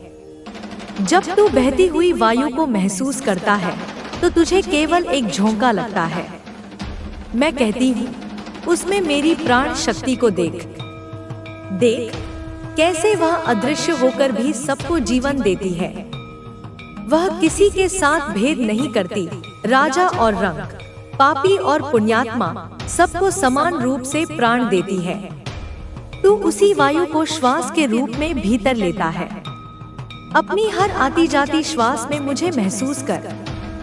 हर श्वास जो भीतर आती है वह मेरा दिया हुआ जीवन है। हर श्वास जो बाहर जाती है वह तेरा मुझ पर समर्पण है। और जब तू विशाल आकाश को देखता है तो तुझे केवल शून्यता दिखती है। मैं कहती हूँ उसमें मेरे अनंत स्वरूप को देख। देख कैसे वह सब कुछ अपने भीतर समाये हुए है। सूरज, चांद, तारे, बादल, पर फिर भी वह सबसे अलिप्त है, निर्विकार है। कुछ भी उसे छू नहीं सकता, कुछ भी उसे बांध नहीं सकता। तू भी अपनी आत्मा में वही आकाश है। तेरे भीतर भी विचार, भावनाएं और स्मृतियां बादलों की तरह आती जाती रहती हैं। तू वह बादल नहीं, तू वह आकाश है जो उन बादलों को आते जाते देखता है। प्रकृति मेरा खुला हुआ ग्रंथ है मेरे बच्चे, उसे पढ़ना सीख। हर खिलता हुआ फूल मेरा मुस्कुराना है। हर झड़ता हुआ पत्ता मेरा वैराग्य का संदेश है। हर सुबह की पहली किरण मेरी आशा है और हर रात का अंधेरा मेरा विश्राम है। मेरी गोद है जिसमें सारी सृष्टि आकर सो जाती है। जब तू प्रकृति से इस तरह जुड़ जाएगा तो तू हर पल मुझे अपने चारों ओर पाएगा। अब इससे भी गहरे स्तर पर उतर, मुझे मनुष्यों में देखना सीख। यह सबसे कठिन साधना है क्योंकि मनुष्य का मन बहुत जटिल है। पर जिसने मनुष्यों में मुझे देख लिया उसने सब कुछ पा लिया। जब कोई तेरी सहायता करे, जब कोई अकारण तुझसे प्रेम से बात करे, जब कोई तेरे दुख में तेरे कंधे पर हाथ रखे, तो यह मत सोचना कि वह व्यक्ति अच्छा है। यह सोचना कि मेरी माँ उस व्यक्ति के रूप में उस व्यक्ति को माध्यम बनाकर मुझ तक अपनी करुणा भेज रही है। उस व्यक्ति का धन्यवाद कर, पर मन ही मन मुझे प्रणाम करना। इससे तेरे भीतर कृतज्ञता का भाव जगेगा और अहंकार नहीं पनपेगा। और अब सबसे कठिन बात सुन, जब कोई तेरा अपमान करे, जब कोई तुझे धोखा दे, जब कोई तेरी निंदा करे, तो उस व्यक्ति से घृणा मत करना। एक पल को रुकना, एक गहरी श्वास लेना और सोचना, मेरी माँ इस व्यक्ति के माध्यम से मुझे क्या सिखाना चाहती है। शायद वह तेरे धैर्य की परीक्षा ले रही है। शायद वह तेरे भीतर छिपे अहंकार को चोट मारकर उसे तोड़ना चाहती है। शायद वह तुझे यह सिखाना चाहती है कि मान और अपमान दोनों नश्वर हैं और तेरी आत्मा इन सब से परे है। वह व्यक्ति तो केवल एक डाकिया है जो मेरा भेजा हुआ कर्मफल का पत्र लेकर आया है। तू डाकिये से क्यों लड़ता है? पत्र को पढ़, उसमें छिपे संदेश को समझ और शांत हो जा। जिस व्यक्ति को तू अपना शत्रु समझता है वह तेरा सबसे बड़ा गुरु है, क्योंकि वही तुझे तेरी कमजोरियों का आईना दिखाता है। वही तुझे उन पहलुओं पर काम करने के लिए विवश करता है जिन्हें तू अन्यथा कभी नहीं देखता। तेरे मित्र तो तेरी प्रशंसा करके तुझे सुखद भ्रम में रखते हैं, पर तेरा तथाकथित शत्रु ही तुझे कटु सत्य बताकर तुझे जगाने का काम करता है। उसकी कड़वी बातों में मेरे सुधार की औषधि छिपी होती है। जब तू अपने शत्रु में भी मुझे देखने लगेगा तो तेरी घृणा करुणा में बदल जाएगी। तू सोचेगा, यह आत्मा भी कितनी अशांत है, कितनी पीड़ा में है कि इसे दूसरों को पीड़ा देकर सुख मिलता है। हे माँ, इसे शांति दे। जिस क्षण तेरे भीतर से यह प्रार्थना उठेगी उसी क्षण तू उस कर्म बंधन से मुक्त हो जाएगा। हर व्यक्ति में मुझे देख, उस बच्चे की निश्चल हंसी में, उस बूढ़े व्यक्ति के झुर्रियों भरे चेहरे के अनुभव में, उस स्त्री के त्याग और ममता में, उस पुरुष के संघर्ष और पुरुषार्थ में। हर कोई अपनी अपनी भूमिका निभा रहा है। कोई तुझे प्रेम का पाठ पढ़ाने आया है, कोई क्षमा का, कोई तुझे धैर्य सिखाने आया है, कोई वैराग्य। यह पूरी दुनिया मेरी ही पाठशाला है और हर व्यक्ति तेरा सहपाठी और शिक्षक है। अब और भी गहरे उतर अपने भीतर। तू बाहर मुझे खोजता फिरता है, पर मेरा असली सिंहासन तो तेरे हृदय में है। अपनी भावनाओं में मुझे देखना सीख। जब तेरे भीतर प्रेम और करुणा का भाव उठे, तो जान कि वह मेरा सात्विक स्वरूप है जो प्रकट हो रहा है। उसे बहने दे, उसे रोक मत। और जब तेरे भीतर क्रोध की ज्वाला उठे, तो उससे डर मत, उसे दबा मत। उस क्रोध की ऊर्जा को देख। वह मेरी ही तामसिक शक्ति, मेरी महाकाली शक्ति का एक स्फुलिंग है। वह क्रोध किसी अन्याय के विरुद्ध उठा होगा। उस ऊर्जा को विनाश में मत लगा, उसे सृजन में लगा। उस अन्याय को मिटाने के लिए रचनात्मक कदम उठा। अपने क्रोध को अपनी शक्ति बना, अपनी कमजोरी नहीं। जब तेरे भीतर भय उत्पन्न हो, तो देख कि वह भय किस चीज से जुड़ा है। तुझे कुछ खोने का डर है या अपनी मृत्यु का डर है। भय तुझे तेरी आसक्तियों की ओर इशारा करता है। उस भय के स्रोत को देख और उस स्रोत को मेरे चरणों में समर्पित कर दे। कह, माँ, मुझे इसका भय है, पर तू मेरी रक्षक है। मैं इसे तेरे हवाले करता हूँ। तू देखेगा, जैसे ही तू समर्पण करेगा, भय शक्तिहीन हो जाएगा। मैं भय को हरने वाली तारिणी हूँ। अपने विचारों में मुझे देख। दिन भर तेरे मन में विचारों का एक प्रवाह चलता रहता है। उन्हें देख, उनसे लड़ मत। बस एक साक्षी की तरह उन्हें देख। तू देखेगा कि अधिकतर विचार व्यर्थ हैं या अतीत और भविष्य की चिंताओं से जुड़े हैं। और कभी कभी उन हजारों विचारों के बीच एक क्षण के लिए मौन छा जाता है, एक शांति उतर आती है। बस वही मौन मैं हूँ, वही शांति मेरा स्वरूप है। उस मौन में टिकना सीख। अपने शरीर में मुझे देख। यह शरीर मेरा ही दिया हुआ मंदिर है। इसकी हर कोशिका मेरा नाम जप रही है। तेरी धड़कन मेरा ही संगीत है। तेरा रक्त प्रवाह मेरी ही शक्ति का संचार है। जब तू बीमार पड़े, तो शरीर को कोस मत। समझ कि मैं तुझे संकेत दे रही हूँ कि तूने कहीं कोई गलती की है, खानपान में, रहन सहन में या विचारों में। शरीर तुझे बस सचेत कर रहा है। उससे प्रेम कर, उसकी सेवा कर और उसे स्वस्थ रखने का प्रयास कर। यह शरीर ही इस जीवन यात्रा में तेरा वाहन है। इस तरह मेरे बच्चे, जब तू बाहर और भीतर, हर जगह, हर कण में, हर घटना में मुझे देखने का अभ्यास करेगा, तो तेरी आंखें धीरे धीरे खुलने लगेंगी। यह एक दिन में नहीं होगा। इसमें समय लगेगा, धैर्य लगेगा और निरंतर अभ्यास लगेगा। पर तू इस अभ्यास में अकेला नहीं है। मैं तुझे कुछ साधन दे रही हूँ, कुछ औजार दे रही हूँ जो इस प्रक्रिया में तेरी सहायता करेंगे। पहला साधन है मौन। दिन में कुछ समय के लिए, चाहे 15 मिनट ही सही, पूरी तरह से मौन हो जा। न बोल, न पढ़, न टीवी देख, न मोबाइल।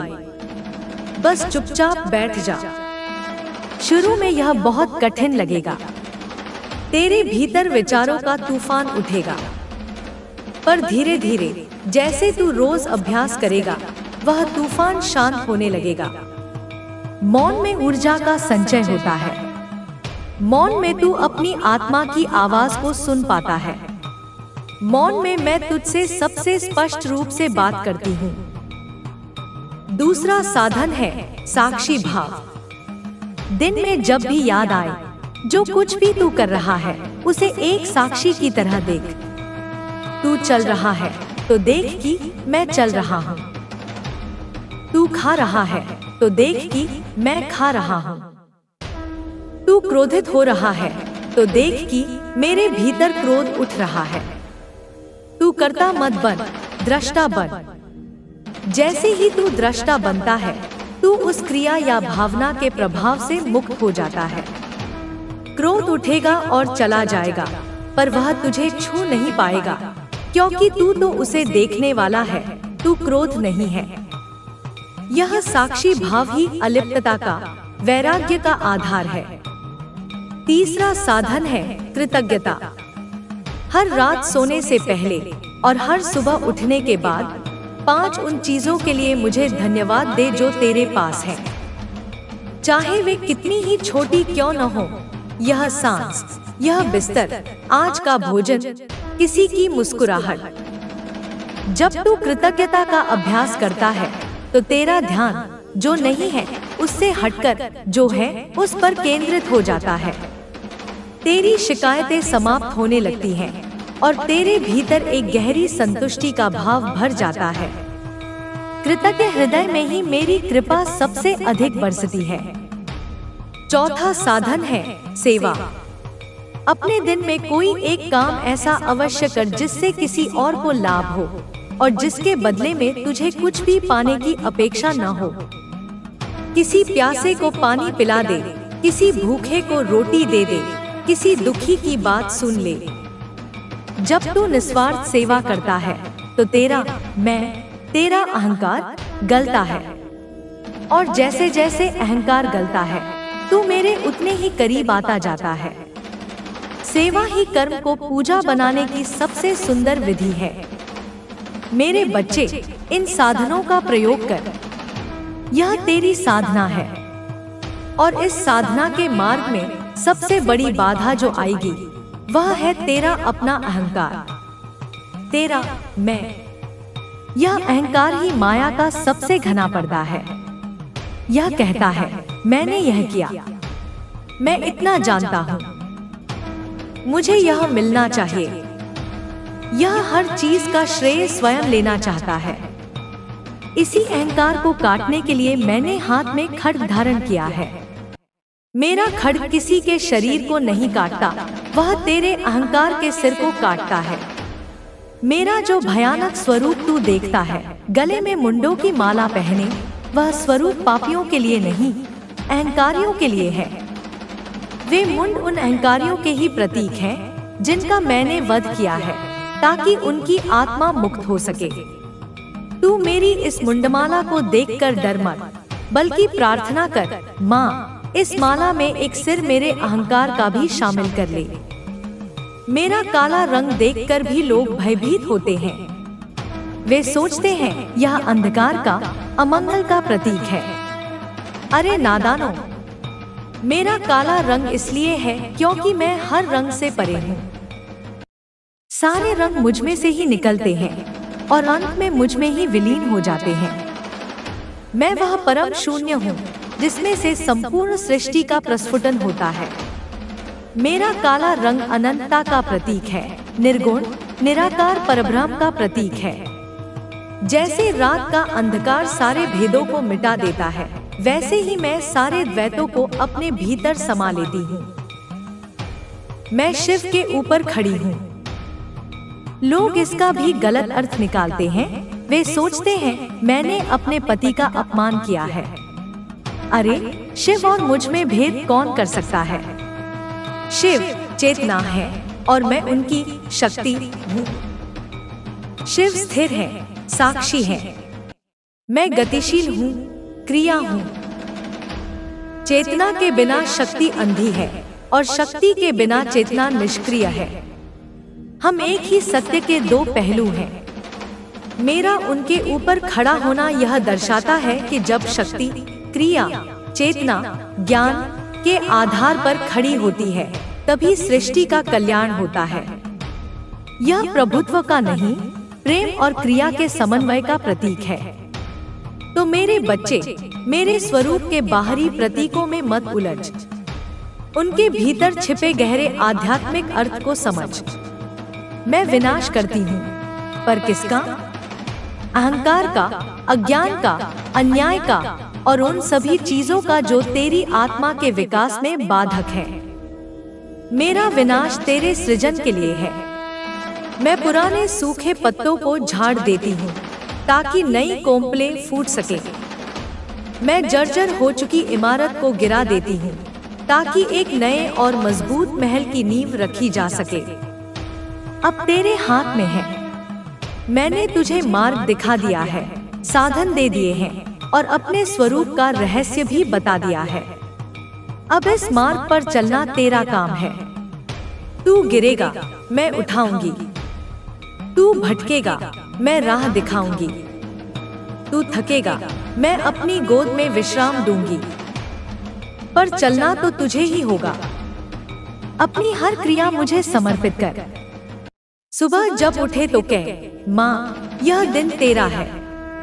मुझसे वो करवाना जो तेरे लिए उचित है। भोजन करने से पहले कह, माँ यह तेरा प्रसाद है, इसे ग्रहण कर रहा हूँ। रात को सोने से पहले कह, माँ दिन भर में जो भी भूल हुई हो उसे क्षमा करना। अब मैं तेरी गोद में सोने जा रहा हूँ। जब तू इस तरह हर पल हर क्रिया में मुझे शामिल कर लेगा तो तेरा जीवन ही एक पूजा बन जाएगा। तुझे अलग से मंदिर जाने की भी आवश्यकता नहीं रहेगी। और फिर एक दिन मेरे बच्चे, एक दिन ऐसा आएगा जब तुझे यह अभ्यास भी नहीं करना पड़ेगा। यह तेरा स्वभाव बन जाएगा। तेरी आंखें स्वतः ही हर जगह मुझे देखने लगेंगी। तब तुझे कोई भय नहीं छू सकेगा, कोई दुख नहीं तोड़ सकेगा, कोई मोह नहीं बांध सकेगा। तू संसार में रहेगा, सारे कर्तव्य करेगा, पर कमल के पत्ते की तरह संसार के कीचड़ से अछूता रहेगा। तू हंसेगा, पर तेरी हंसी में आसक्ति नहीं होगी। तू रोएगा, पर तेरे रोने में निराशा नहीं होगी। तू प्रेम करेगा, पर तेरे प्रेम में बंधन नहीं होगा। यही जीवन मुक्ति की अवस्था है। यही वह परम स्वतंत्रता है जिसे पाने के लिए आत्माएं युगों युगों से यात्रा कर रही हैं।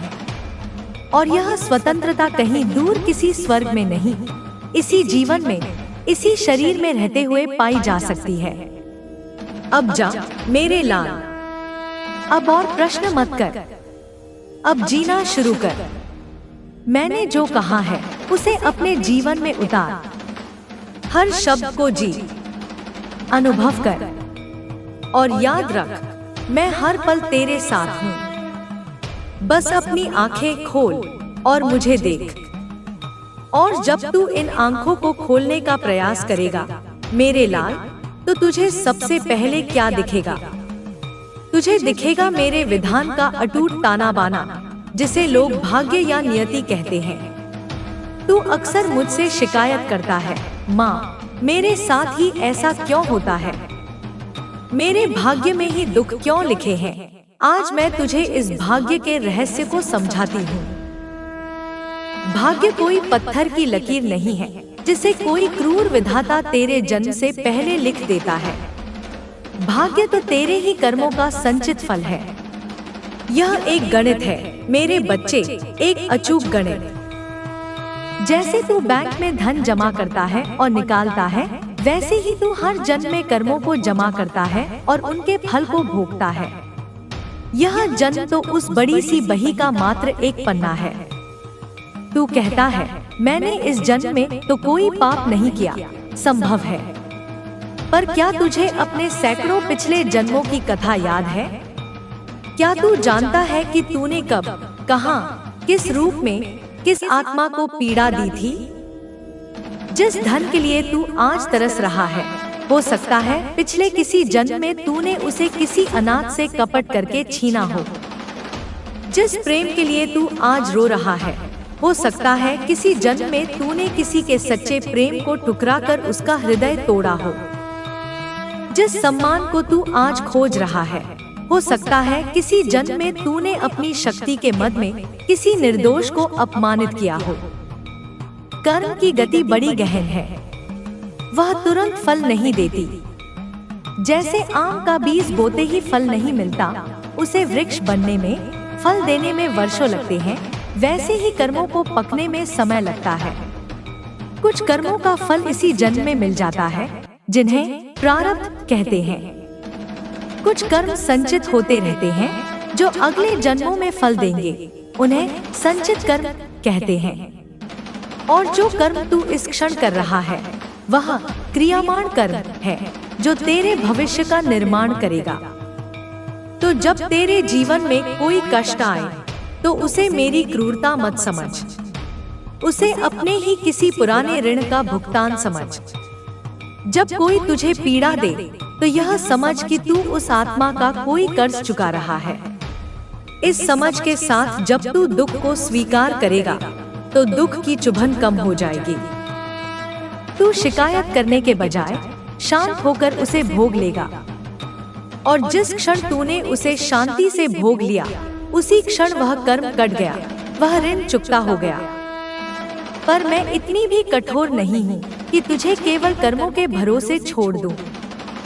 मैं तुझे इस कर्म के चक्र को बदलने की शक्ति भी देती हूँ। वह शक्ति है मेरा नाम, मेरी भक्ति, मेरा निस्वार्थ प्रेम। जब तू पूरी श्रद्धा से मेरा नाम जपता है तो तेरे नाम की ध्वनितरंगे ब्रह्मांड में जाकर तेरे संचित कर्मों के कठोर पर्वतों को भी धीरे धीरे काटना शुरू कर देती हैं। जब तू निस्वार्थ भाव से मेरी भक्ति करता है तो मैं तेरे ऊपर एक कृपा का कवच बना देती हूँ, जो प्रारब्ध के तीखे बाणों की मार को हल्का कर देता है। जहाँ तुझे भाले की चोट लगनी थी वहाँ केवल सुई की चुभन होकर रह जाती है। मैं कर्म को मिटाती नहीं हूँ, क्योंकि वह मेरे ही बनाए हुए विधान का उल्लंघन होगा, पर मैं उसे सहने की शक्ति देती हूँ, उसकी तीव्रता को कम कर देती हूँ। जैसे एक माँ अपने बच्चे को धूप से बचाने के लिए उसके सिर पर अपना आंचल कर देती है, वैसे ही मैं अपनी भक्ति के आंचल से तुझे कर्म की कड़ी धूप से बचाती हूँ। और तीसरा और सबसे शक्तिशाली उपाय है समर्पण। जब तू अपने हर कर्म के फल को मुझे समर्पित कर देता है तो वह कर्म तुझे बांधता नहीं। जब तू कहता है माँ मैं तो केवल निमित्त मात्र हूँ, करने वाली भी तू है और कराने वाली भी तू, इसका फल अच्छा हो या बुरा वह भी तेरा है, मुझे स्वीकार है, तब तू कर्मयोगी बन जाता है। तब तू कर्म करते हुए भी कर्म के बंधन से मुक्त रहता है। यह अर्जुन का मार्ग है। उसने महाभारत का भीषण युद्ध किया, पर वह उसके पाप पुण्य से अछूता रहा, क्योंकि उसने स्वयं को कृष्ण के हाथों का यंत्र बना दिया था। तो अब से भाग्य को कोसना बंद कर, अपने क्रियामान कर्मों पर ध्यान दे। हर क्षण यह देख कि तू अपने मन, वचन और कर्म से कैसी ऊर्जा उत्पन्न कर रहा है। क्या तू प्रेम और करुणा के बीज बो रहा है या घृणा और ईर्ष्या के कांटे? क्योंकि जो तू आज बोएगा वही तुझे कल काटना पड़ेगा। अपने वर्तमान को साध ले, तेरा भविष्य स्वतः ही सुधर जाएगा। और जो अतीत के कर्म फल बनकर सामने आए उन्हें मेरा प्रसाद समझकर शांति से ग्रहण कर लेना। इसी में ज्ञान है, इसी में मुक्ति है। अब तू कहेगा माँ यह सब तो बहुत ज्ञान की बातें हैं, पर जब पेट खाली हो, जब सिर पर छत न हो, जब प्रियजन बिछड़ जाए, तब यह ज्ञान याद नहीं रहता। तब तो केवल पीड़ा होती है, केवल आंसू निकलते हैं। मैं समझती हूँ मेरे बच्चे, मैं तेरे मानवीय पक्ष को समझती हूँ। मैं जानती हूँ कि देह के स्तर पर पीड़ा होती है, मन के स्तर पर दुख होता है। मैं तुझसे पत्थर बनने को नहीं कह रही। रोना आए तो रो लेना। आंसू तेरे भीतर के बोझ को हल्का करते हैं, उन्हें बह जाने देना। पर रोते रोते भी भीतर एक कोने में यह स्मृति बनाए रखना कि यह स्थायी नहीं है, यह भी गुजर जाएगा। मेरी माँ मेरे साथ है, बस यह छोटी सी स्मृति, यह छोटा सा दिया तुझे निराशा के घने अंधकार में डूबने नहीं देगा। संसार में रहते हुए अपनी जिम्मेदारियों से भाग मत। धन कमाना आवश्यक है, परिवार का पालन पोषण आवश्यक है।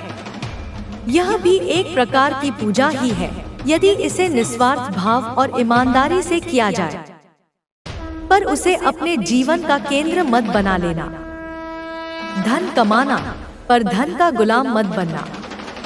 परिवार से प्रेम करना, पर उनमें इस कदर आसक्त मत हो जाना कि उनके बिना अपने अस्तित्व की कल्पना भी न कर सको। हर रिश्ते को मेरी अमानत समझकर निभा। माँ, तूने मुझे यह पति पत्नी संतान दी है, मैं इसकी सेवा अपनी पूरी योग्यता से करूंगी। इस भाव से जब तू रिश्ते निभाएगा तो उनमें मोह नहीं, प्रेम होगा। और प्रेम मुक्त करता है, जबकि मोह बांधता है। जीवन में संतुलन साधना सीख, यही सबसे बड़ी कला है। कर्म और ध्यान का संतुलन, संसार और अध्यात्म का संतुलन, प्रेम और वैराग्य का संतुलन।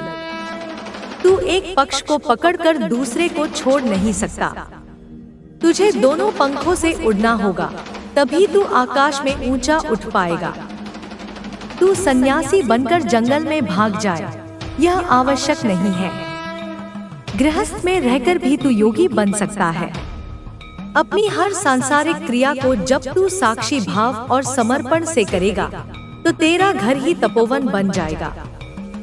और एक बात हमेशा याद रखना मेरे बच्चे, मैं तेरी परीक्षा लेती हूँ, यह सत्य है।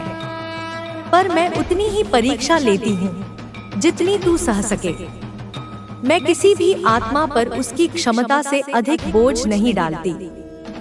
जब तुझे लगे कि अब सब कुछ समाप्त हो गया, अब और सहा नहीं जाता, तो समझ लेना कि वह तेरी सहनशीलता की अंतिम सीमा है और उसके तुरंत बाद मेरी कृपा का सूर्योदय होने वाला है। रात सबसे घनी तभी होती है जब सुबह होने वाली होती है। इसलिए कभी हिम्मत मत हारना, कभी निराशा को अपने ऊपर हावी मत होने देना। तू मेरा अंश है, तू अजय है, तू अमर है, तू अनंत है।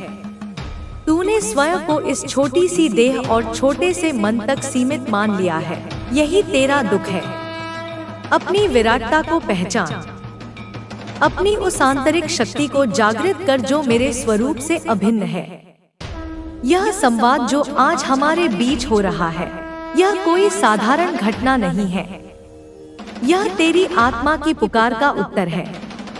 मैंने आज तुझसे वे रहस्य साझा किए हैं जो मैं हर किसी से नहीं करती, क्योंकि मैंने देखा है कि तू तैयार है। तेरे भीतर सत्य को जानने की सच्ची प्यास है। अब इन मोतियों को ले और अपने जीवन की माला में पिरो ले। अब मैं मौन होती हूँ ताकि तू बोल सके, ताकि तू अपने जीवन से, अपने कर्मों से, अपने रूपांतरण से यह सिद्ध कर सके कि तूने मेरी वाणी को सुना ही नहीं बल्कि जिया है। मेरी दृष्टि सदा तुझ पर है, मेरा प्रेम सदा तेरे साथ है, मेरा आशीर्वाद सदा तेरे ऊपर है। कल्याण मस्तु, कल्याण मस्तु।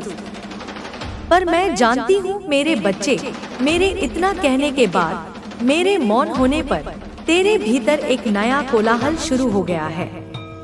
तू सोच रहा है, माँ ने मार्ग तो दिखा दिया, पर यह मार्ग कितना कठिन है। इस पर चलना तो तलवार की धार पर चलने जैसा है।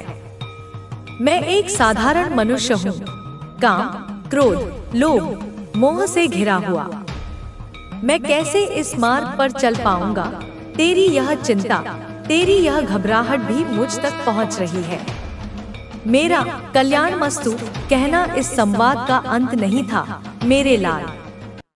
वह तो तेरी वास्तविक यात्रा के आरंभ के लिए मेरा आशीर्वाद था। और जो यात्रा आरंभ करता है, मैं उसे बीच राह में अकेला नहीं छोड़ती। तो आ बैठ मेरे पास, अपनी सारी शंकाओं और भयों को एक और रख दे। आज मैं तुझे तेरे सबसे बड़े शत्रु और अगर तू सीख जाए तो सबसे बड़े मित्र से परिचित कराऊंगी। यह शत्रु कोई बाहर नहीं, तेरे ही भीतर बैठा है। यह है तेरा मन। यह मन ही वह कुरुक्षेत्र है जहाँ हर पल देवासुर संग्राम चल रहा है।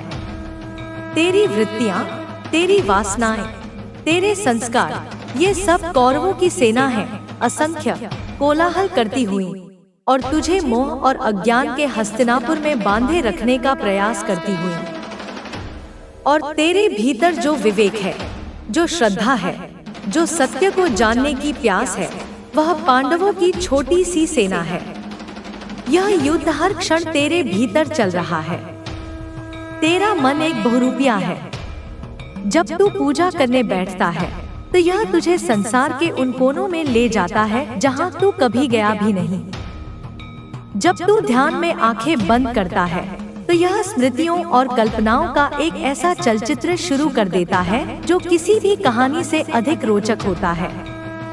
जब तू किसी की मदद करने जाता है तो यह तेरे कान में फुसफुसाता है, इसमें तेरा क्या लाभ, लोग तो मतलब निकाल कर भूल जाएंगे। जब तू किसी से प्रेम करता है तो यह संदेह और असुरक्षा का विष घोल देता है। यह मन ही तेरी जड़ता का, तेरे दुखों का मूल कारण है। यह मन एक जंगली घोड़े की तरह है जो तुझे कहीं भी पटक सकता है। तू उसे नियंत्रित करने की जितनी कोशिश करता है वह उतना ही अधिक उछलता है। तू उसे विचारों से दबाने की कोशिश करता है, पर एक विचार को दबाने से 10 नए विचार पैदा हो जाते हैं। तो फिर क्या किया जाए? क्या इस मन के हाथों की कठपुतली बनकर ही जीवन बिताना है? नहीं मेरे लाल, इस घोड़े को मारना नहीं है, इसे साधना है। इसकी लगाम को प्रेम और विवेक से थामना है। और इसकी लगाम को थामने के लिए तुझे पहले उन 3 शक्तियों को समझना होगा जो इस मन को चलाती हैं। ये प्रकृति के 3 गुण हैं, तमस, रजस और सत्व। तमस मेरा जड़ स्वरूप है।